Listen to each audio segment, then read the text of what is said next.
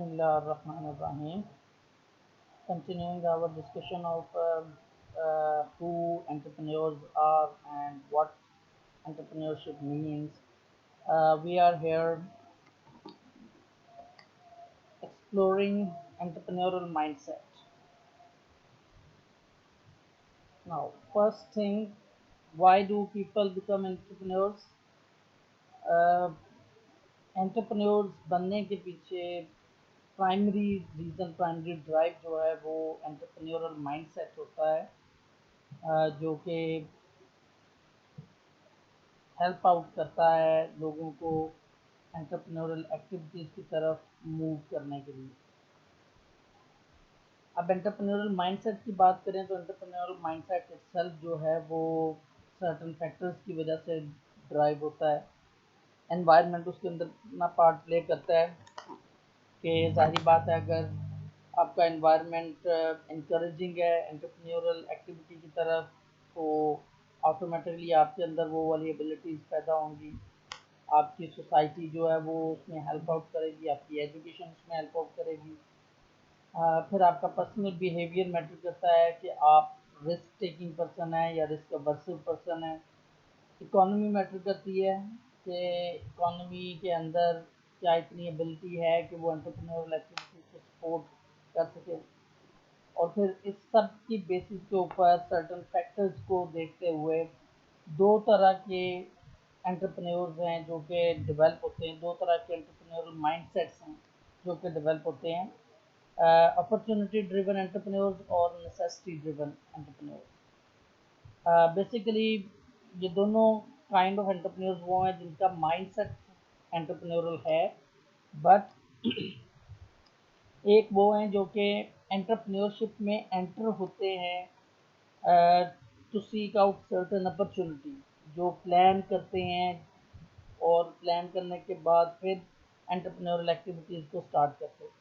Necessity driven entrepreneurs on the other hand वो लोग होते हैं जो कि अपना करियर शायद एंटरप्रेन्योर के तौर पर स्टार्ट नहीं करते, लेकिन कोई ना कोई ऐसी नेसेसिटी अराइज होती है, कोई ना कोई ऐसी रीज़न बनती है जिसकी वजह से वो अपना करियर क्विट करके एंटरप्रेन्योरशिप की तरफ आ जाते हैं। अपॉर्चुनिटी ड्रिवन एंटरप्रेन्योर्स की बात करें तो बेसिकली ये वो लोग हैं जो कि बहुत ज़्यादा एम्बिशियस होते हैं, क्रिएटिव होते हैं और इजीली बोर हो जाते हैं। एम्बिशियस इन द सेंस के उन्हें 20-25 हज़ार वाली सैलरी वाली जॉब कबूल नहीं है, 9 to 5 की जॉब कबूल नहीं है, तो they want to achieve their dreams. तो उन ड्रीम्स को अचीव करने के लिए वो परस्यू करते हैं एंटरप्रेन्योरल एक्टिविटीज़ को, या अपनी क्रिएटिविटी को सेटिस्फाई करने के लिए वो एंटरप्रेन्योरल एक्टिविटीज स्टार्ट करते हैं। नेसेसिटी ड्रिवन एंटरप्रेन्योर, जैसा कि मैंने पहले भी जिक्र किया कि किसी ना किसी रीज़न की वजह से एंटरप्रेन्योरशिप की तरफ आते हैं। नॉर्मली ये वो लोग होते हैं जो कि जॉब्स से अपने करियर को स्टार्ट करते हैं having entrepreneurial mindset, and then they realize that they cannot work with under a boss, they cannot have a 9 to 5 job because they need freedom in their life, so वो अपनी life style को change करने के लिए entrepreneurship की तरफ आते हैं। ओके, नाउ एंटरप्रेन्योरल कॉग्निशन क्या चीज़ है? बेसिकली एंटरप्रेन्योरल माइंडसेट के पीछे एंटरप्रेन्योरल कॉग्निशन काम करती है। कॉग्निशन की बात करें तो कॉग्निशन बेसिकली एक मेंटल प्रोसेस का नाम है जिसके अंदर आप अपनी खुद अटेंशन के ज़रिए, अपनी ऑब्जर्वेशन के ज़रिए, अपने इंट्रैक्शन के ज़रिए, एजुकेशन के ज़रिए नॉलेज गेन करते हैं और उस नॉलेज को याद रखते हैं और फिर उसको यूज़ करते हुए आप कम्युनिकेट करते हैं लोगों से, आप प्रॉब्लम सॉल्व करते हैं और आप डिसीजन मेकिंग करते हैं।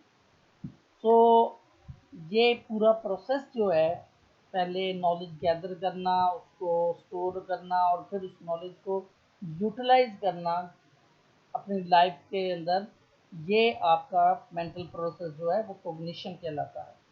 तो entrepreneurial cognition is just like the same, कि आप नॉलेज गेन करते हैं, उस नॉलेज को यूटिलाइज करते हुए आप अपनी जो अपॉर्चुनिटीज़ हैं उनकी असेसमेंट, उनकी जजमेंट और डिसीजन मेकिंग का काम करते हैं और इवेंचुअली अपने एंटरप्रेन्योरल प्रोसेस को कंप्लीट करते हैं। अब एंटरप्रेन्योरल माइंडसेट जो है उसको अगर हमें समझना है तो हमें उन मेंटल एबिलिटीज़ को अंडरस्टैंड करना होगा जो कि एक एंटरप्रेन्योर एग्जिबिट करता है। मैंने आपको जो स्टार्ट में मूवी का कहा था, अगर आप कंपेयर करेंगे तो आप देखेंगे कि बहुत सारी क्वालिटीज़ हैं जो कि उन एंटरप्रेन्योर्स के अंदर एग्जिस्ट कर रही थी। चाहे वो स्टीव जॉब्स हो, चाहे वो कोई और है, बट इवेंचुअली वो ये सब कुछ एग्जिबिट करते हैं, या at least some of the qualities वो एग्जिबिट करते हैं। तो एक एंटरप्रेन्योर जो है सबसे इम्पोर्टेंट क्वालिटी, सबसे इम्पोर्टेंट करेक्टरिस्टिक जो है एंटरप्रेन्योर का, that is determination and perseverance. Basically entrepreneurship पूरे का पूरा एक ऐसा प्रोसेस है जिसके अंदर फेलियर बहुत ज़्यादा आपको फेस करना पड़ेंगे, सेटबैक्स आपको बहुत ज़्यादा फेस करना पड़ते हैं एक पूरे बिजनेस को इनिशिएट करने के लिए, उसको रन करने के लिए, कोई नई चीज़ क्रिएट करने के लिए। तो आपके अंदर ऐसी डिटर्मिनेशन होनी चाहिए कि आप उन सेटबैक्स के अगेंस्ट, आप उन ऑलमोस्ट इम्पॉसिबल सिचुएशंस के अगेंस्ट डिटर्मिन रहते हुए काम करें और अपने गोल्स को अचीव करें। But again too much of everything is bad. तो अगर डिटर्मिनेशन और परसिवरेंस बहुत ज़्यादा होगी तो समटाइम्स लोग ऐसी सिचुएशन में जहाँ पे उनको लॉजिकली क्विट कर देना चाहिए। Remember, there are some winnable situation and there are some situation where no matter how much effort you put, you are going to lose. So अगर आप बहुत ज़्यादा जिद्दी होकर डिटर्मिनेशन बहुत ज़्यादा शो कर रहे हैं तो आप शायद ऐसे वार्निंग साइन को इग्नोर कर देंगे जो बता रहे होंगे आपको कि भाई ये ऐसी फाइट नहीं है जिसको आप विन कर सकते हो। तो आप अपनी एफर्ट ज़ाया कर रहे होते हैं वहाँ पे। देन एंटरप्रेन्योर्स के अंदर ड्राइव टू अचीव होनी चाहिए। ठीक है, जाहिर बात है उनके अंदर कुछ अचीव करने की फायर होगी तो ही वो एंथुजियास्टिकली उसके लिए काम कर सकेंगे और अपने स्टैंडर्ड्स क्रिएट करेंगे, उन स्टैंडर्ड्स को अचीव करेंगे और उसके ज़रिए अपने गोल्स को सेटिस्फाई करेंगे। देन अपॉर्चुनिटी ओरिएंटेशन होनी चाहिए। ये चीज़ हमने पहले भी पीछे भी डिस्कस की थी एंटरप्रेन्योरल स्कूल ऑफ थॉट्स के अंदर। एक पूरा स्कूल ऑफ थॉट है जो कि अपॉर्चुनिटी को कंसिडर करता है कि all entrepreneurship is about assessing and identifying opportunities. ठीक है, समवट ये ट्रू भी है। तो अगर एक पर्सन के अंदर एक अपॉर्चुनिटी को टाइमली आइडेंटिफाई करने की एबिलिटी नहीं है तो वो सक्सेसफुल एंटरप्रेन्योरल एक्टिविटी परफॉर्म नहीं कर सकेगा। देन गोल ओरिएंटेड होना चाहिए पर्सन को। जाहिर बात है entrepreneurship is a long process. एक बिजनेस को इस्टेब्लिश करना, उसको लेके चलना, उसको प्रमोट करना, उसको प्रोग्रेस करना, ये एक लंबा प्रोसेस है। तो इस लंबे प्रोसेस को सक्सेसफुली कंप्लीट करने के लिए आपके अंदर एबिलिटी होनी चाहिए कि आप गोल्स क्रिएट करके, शॉर्ट टर्म गोल्स जो कि अचीवेबल हों वो क्रिएट करके और उनको परस्यू करना जानते हों। Then persistent problem solving. Remember that जब आप बिजनेस स्टार्ट कर रहे हैं तो there will be bundle of problems जो कि आपको फेस करना पड़ेंगे। ठीक है, तो आपके अंदर ये एबिलिटी होनी चाहिए कि आप एज एन एंटरप्रेन्योर उन प्रॉब्लम्स को सॉल्व कर सकते हों। ठीक है, ज़रूरी नहीं कि हर सोल्यूशन आपके पास हो, लेकिन आपको इतनी सेंस होनी चाहिए कि किस प्रॉब्लम को सॉल्व करने के लिए इंफॉर्मेशन रिक्वायर्ड, डाटा आपको कहाँ से मिल सकता है। ठीक है, तो ये एक करेक्टरिस्टिक एग्जिस्ट करना चाहिए, ठीक है। Then seeking feedback is important.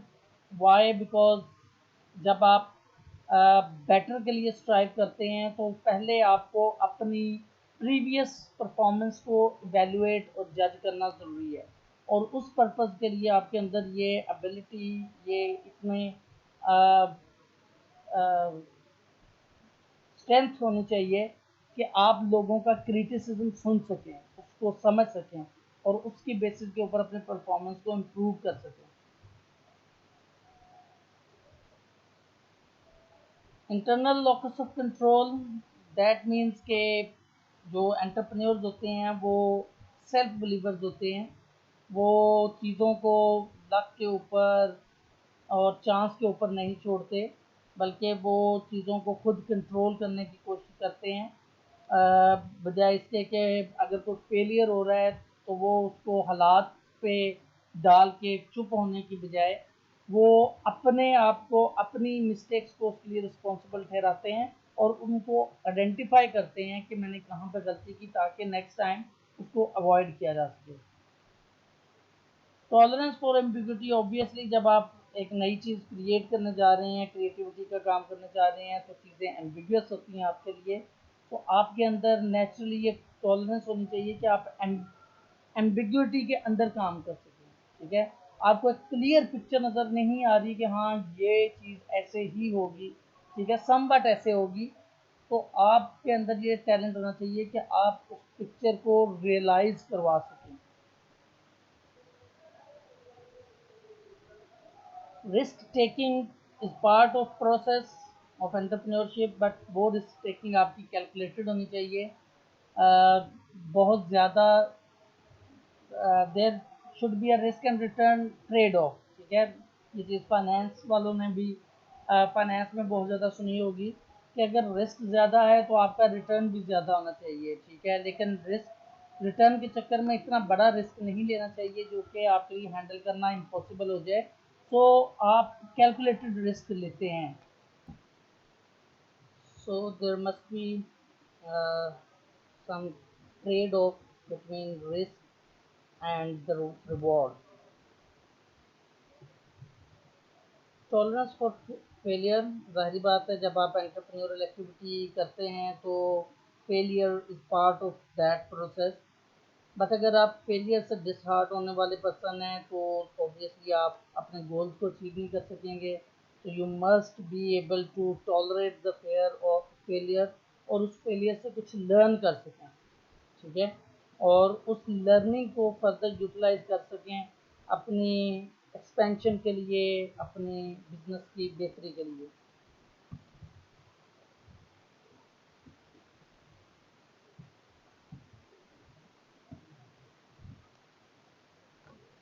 Obviously एक एंटरप्रेन्योर जो होता है उसके अंदर हाई लेवल ऑफ एनर्जी होनी चाहिए, और एंटरप्रेन्योर जो ट्रू एंटरप्रेन्योर्स हैं वो इस चीज़ को रियलाइज़ करते हैं कि उन्हें अपने बिजनेस को कैरी आउट करने के लिए sufficient mental and physical energy की ज़रूरत है।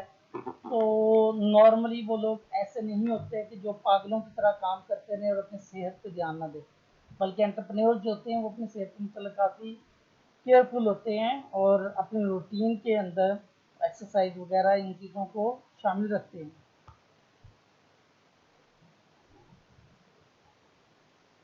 क्रिएटिविटी एंड इनोवेशन, जाहिर बात है ये एसेंशियल पार्ट है एंटरप्रेन्योरशिप का। क्रिएटिविटी और इनोवेशन आपके अंदर होगी तभी आप बिजनेस को नए तरीके से चला सकेंगे, नई चीज़ें इनोवेट कर सकेंगे, नए वेज डिज़ाइन कर सकेंगे बिजनेस को कैरी आउट करने के। Creativity is an essential part. Obviously vision, एक प्रॉपर विजन होगा एंटरप्रेन्योर का, तभी वो अ, अपनी एक डेस्टिनेशन डिसाइड कर सकेगा और उस डेस्टिनेशन को अचीव करने के लिए काम कर सकेगा। पैशन होना भी ज़रूरी है, जाहिर बात है विजन को रिलेंटलेसली उसको पर काम करना, उसके लिए एफर्ट करना, उसके लिए आपको एक पैशन रिक्वायर्ड है। एंटरप्रेन्योरल एक्टिविटी आप सक्सेसफुली तभी कर सकते हैं जब आप में पैशन हो किसी चीज़ को अचीव करने का। टीम बिल्डिंग बहुत इसेंशियल है। एज अ पर्सन, बेशक आप बड़े जीनियस ही हों, आप हर काम खुद नहीं कर सकते। जब आपका बिजनेस ग्रो करना शुरू करता है तो आपको एक टीम की ज़रूरत पड़ती है, आपको एक्सपर्ट्स की ज़रूरत पड़ती है जो कि आपको सजेशंस दे सकें, आपकी स्ट्रेटजी के ऊपर क्रिटिसाइज कर सकें, आपको फीडबैक दे सकें।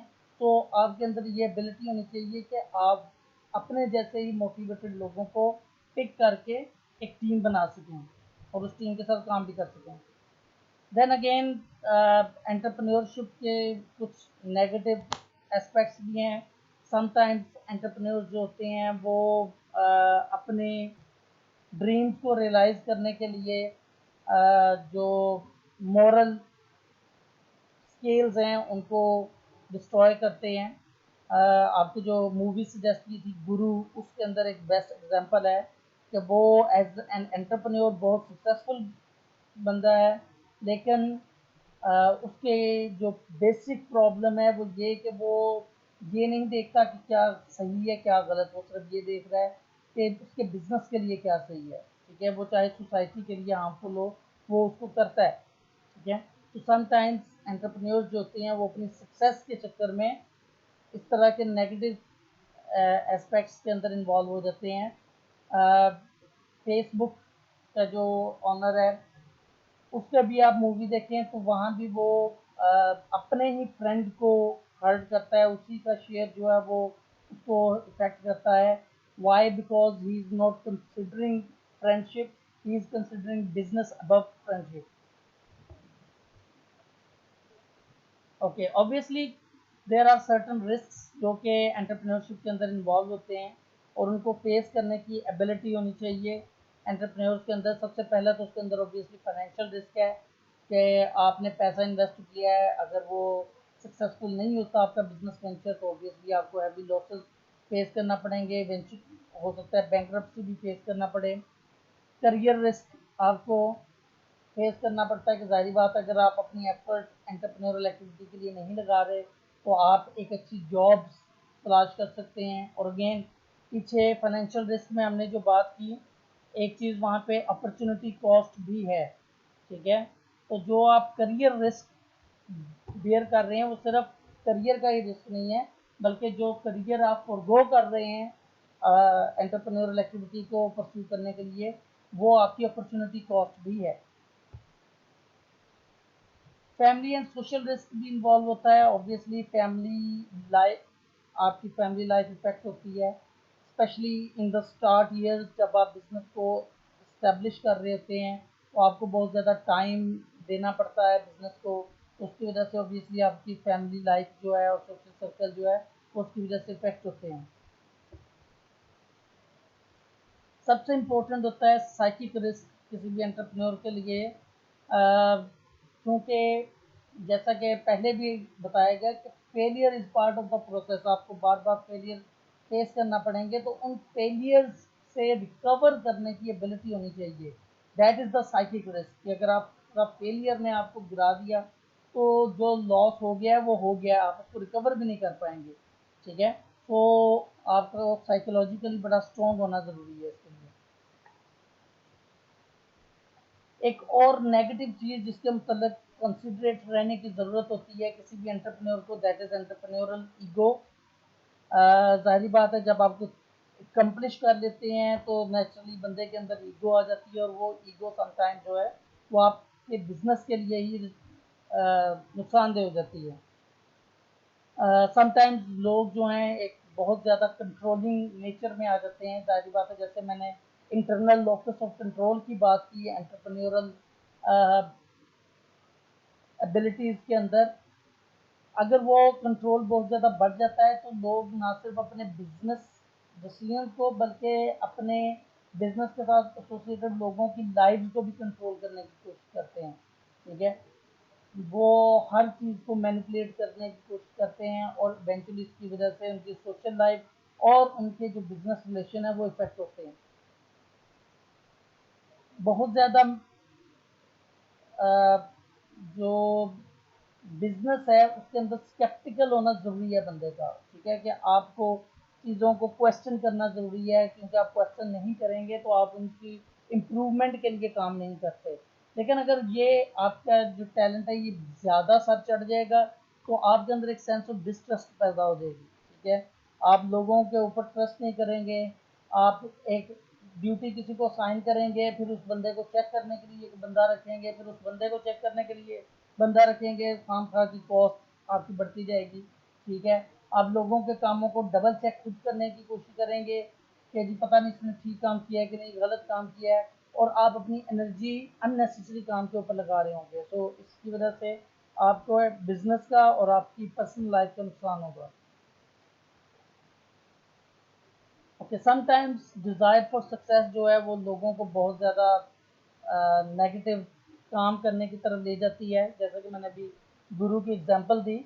सो समटाइम्स एंटरप्रेन्योर्स जो हैं वो अपने गोल्स को अचीव करने के चक्कर में ये भूल जाते हैं कि उनकी एक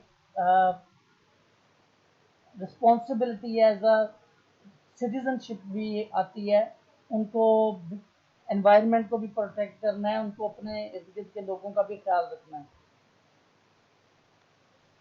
समटाइम्स एंटरप्रेन्योर जो हैं अनरियलिस्टिक ऑप्टिमिज्म का शिकार हो जाते हैं। रिमेंबर, ऑप्टिमिज्म जो है किसी भी एंटरप्रेन्योर के अंदर, ऑप्टिमिज्म जो है ये करिज्मेटिक एबिलिटी है, ठीक है, क्योंकि समटाइम्स ऐसा होता है कि आपकी टीम के वो लोग जो कि फाइनेंशियल एक्सपर्ट हैं, मार्केटिंग के एक्सपर्ट्स हैं, वो अपने नॉलेज की बेस के ऊपर डिटर्मिन करके कहते हैं कि नहीं जी सिचुएशन अच्छी नहीं है, हमें इन्वेस्ट नहीं करना चाहिए। लेकिन ऐसी सिचुएशन के अंदर एंटरप्रेन्योर का विजन अगर स्ट्रॉन्ग है तो वो अपनी ऑप्टिमिज्म की बेस के ऊपर अपनी टीम को पुश करता है कि नहीं हमें मजीद स्ट्रगल करनी चाहिए, हम इसको अचीव कर सकते हैं, and eventually most of the time वो सक्सेसफुल भी होता है। बट अगर वो ऑप्टिमिज्म अनरियलिस्टिक हो जाएगी कि आप बस ख्वाबों की दुनिया में रहना शुरू हो जाएंगे कि जी मैं मेहनत करूंगा तो हर चीज़ ठीक होगी, ज़रूरी नहीं है कि आपकी मेहनत का रिवॉर्ड जो है वो विन सिचुएशन की फॉर्म में ही आए, ठीक है, तो आपको ऑप्टिमिस्टिक होना चाहिए, लेकिन इतना ज़्यादा नहीं कि आप ट्रू वार्निंग साइंस को भी इग्नोर कर दें। देन एंटरप्रेन्योरशिप के अंदर ऑब्वियसली स्ट्रेस इन्वॉल्व होती है, फेलियर का स्ट्रेस है, फाइनेंशियल स्ट्रेस है उसके अंदर, फिर फिजिकल एक्टिविटीज़ का स्ट्रेस है आपके ऊपर, लीगल मैटर्स का स्ट्रेस है। इन तमाम स्ट्रेस को मैनेज करना एक एंटरप्रेन्योर का लाइफ बन जाता है। तो एंटरप्रेन्योरल स्ट्रेस की अगर बात करें तो एंटरप्रेन्योरल स्ट्रेस बेसिकली एक पर्सन की जो एक्सपेक्टेशंस हैं और उन एक्सपेक्टेशन को फुलफिल करने की एबिलिटी, उनके दरमियान जो डिफरेंस है दैट इज एंटरप्रेन्योरल स्ट्रेस। तो एंटरप्रेन्योरल स्ट्रेस जो है वो समटाइम्स लोगों की लाइफ को बहुत ज़्यादा इम्पेक्ट करता है, बहुत ज़्यादा वर्क ओरिएंटेड हो जाते हैं आप, फैमिली को टाइम नहीं देते, आप अपनी सेहत का भी समटाइम ख्याल नहीं करते। तो ये चीज़ें समझने की हैं कि एज एन एंटरप्रेन्योर आपको हाई एनर्जी लेवल्स की ज़रूरत है, जैसा कि पीछे जिक्र किया, और उसके लिए आपको अपनी सेहत का ख्याल रखना है, ठीक है, सिर्फ फिजिकल सेहत का ही नहीं, मेंटल हेल्थ का भी आपको ख्याल रखना है। मेंटल हेल्थ आपकी सही रहेगी जब आप प्रॉपर टाइम देंगे अपनी फैमिली को भी, अपने फ्रेंड्स को भी, क्योंकि अगर आप वर्क स्ट्रेस को मीट आउट करने के लिए अपनी फैमिली को टाइम नहीं देंगे तो कल को यही चीज़ आके आपकी पर्सनल स्ट्रेस की फॉर्म में एड अप हो जाएगी। तो इट इज़ बेटर के टाइमली हर चीज़ को मैनेज करके साथ में एक बैलेंस वे में चला जाए। ओके, ये सब कुछ देखने के बाद as a person you can analyse कि आपके अंदर कौन सी एबिलिटीज़ पाई जाती हैं, क्या शॉर्ट कमिंग्स हैं जिनको आप दुरुस्त कर सकते हो। अगर आप एक एंटरप्रेन्योरल करियर बनाना चाहते हैं तो आपको मेंटली प्रिपेयर होना चाहिए उन तमाम स्ट्रेसेस के लिए, उन तमाम फेलियर्स के लिए जो एक एंटरप्रेन्योर फेस करता है। तो एंटरप्रेन्योरशिप जो है वो एक बहुत अच्छा करियर अपॉर्चुनिटी है, बट उन करियर अपॉर्चुनिटीज़ को अंडरस्टैंड करना और उनको आइडेंटिफाई करना और फिर उनके लिए अपने आप को पर्सनली प्रिपेयर करना, that is how you prepare yourself as an entrepreneur even if you don't have born talent of entrepreneurial activities, क्योंकि अब साइंटिफिकली हमने आइडेंटिफाई किया कि ये एबिलिटीज़ आपके अंदर होंगी तो आप एक अच्छे एंटरप्रेन्योर हैं। ये नेगेटिव चीज़ें हैं जिनको आपको अवॉइड करना है। तो इन सबको रियलाइज करते हुए आपको अपने पर्सनैलिटी को मोल्ड करने की ज़रूरत है इन चीज़ों के मुताबिक। अगर आप जॉब ही कर रहे हैं और आप कल को एंटरप्रेन्योरल माइंडसेट डेवलप करना चाहते हैं तो अपनी जॉब करते हुए वो एंटरप्रेन्योरल माइंडसेट आप डेवलप कर सकते हैं। अपने अंदर वो टैलेंट आहिस्ता आहिस्ता प्रोड्यूस करें, ठीक है। एक टारगेट बनाएं अपना कि ये चीज़ मैंने लर्न करनी है, ये नई चीज़ मैंने सीखनी है, अपने काम के अंदर इस चीज़ को इनकलकेट करना है, तो आहिस्ता आहिस्ता आपके अंदर वो टैलेंट्स डेवलप होना शुरू हो जाते हैं।